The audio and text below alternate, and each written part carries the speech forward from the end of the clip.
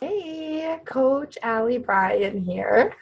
I just wanted to talk to you guys today a little bit about meal planning because it's something that I think has really helped me with my journey, and so I think it might help you with yours too.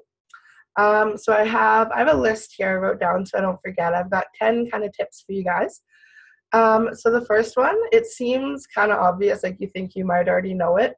Um, but just ask the people around you, like your partner, your family, maybe your roommates if you're cooking for them, if you're cooking with them.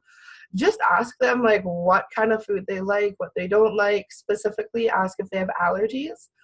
One thing that I thought was kind of funny, my husband and I, when we were dating, we'd been together for about 2 years, and we did most of our grocery shopping together. And we're at the grocery store one day, and I always bought marble cheese because that's what my mom bought when I was growing up. It's the kind of cheese that I like. It's just what I thought to buy. And he got mad and he's like, "Why do you always buy marble cheese? Like, why can't you just buy cheddar cheese?" And I was like, "Oh, I didn't know that that was something that you wanted." So since then, now I know like to buy cheddar cheese because that's the kind of cheese that he likes. And I buy both to kind of even things out a little bit. So it might seem like something kind of obvious, but things like that you might not know about the person that you're living with. And it does make a difference because you want them to enjoy the food too, right?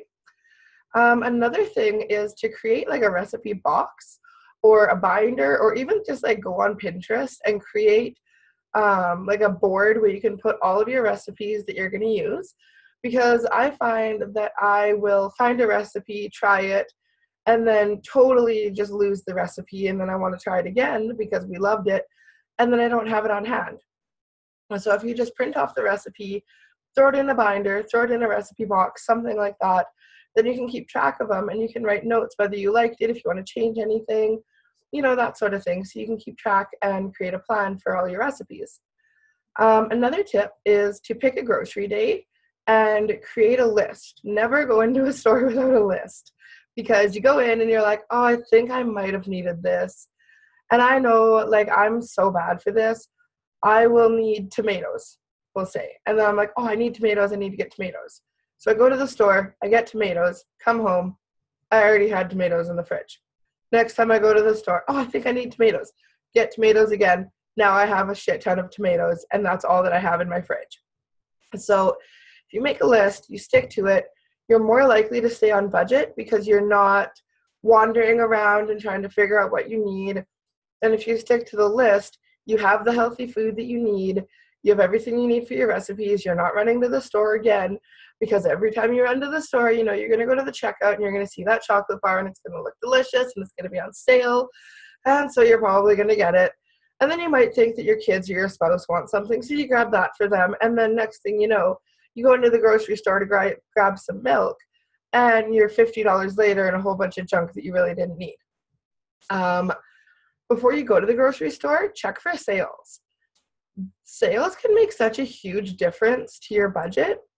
If you just go in and buy whatever from whatever store, you're probably going to end up spending more money than if you would have checked the sales, because sometimes stores will have warehouse sales and you can get some really good deals then, or they'll just have, like, for example, Save on Tuesday, the first Tuesday of the month, I think. You can get 15% off your grocery purchases, and that includes what's on sale. So if you just keep an eye out for little things like that, you can end up saving quite a bit of money.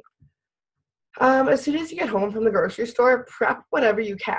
So if you know you're going to have salads for the week for your lunch, cut up the vegetables. If you know you bought a cantaloupe, cut it up. It's ready to go. You're going to be a lot more likely to eat it if it's cut up and if it's there and it's ready for you. Another tip is use your freezer. So you want to make some spaghetti sauce. Thursday night, you're having spaghetti.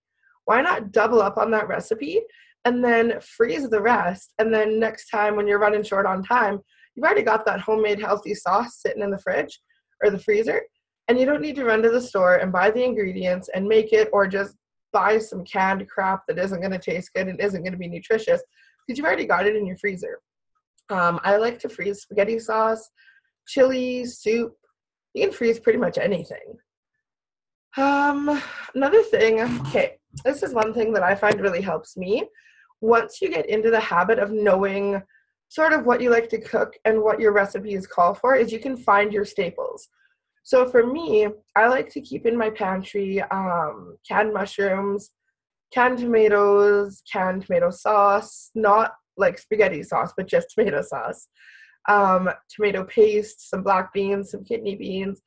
I like to just keep those things on hand so that if life does get out of control and I don't make it to the grocery store, I've usually got some meat in the freezer and a couple of staples in the pantry, and I can throw together something that's still healthy and nutritious, and I'm not running out or ordering pizza or something stupid like that.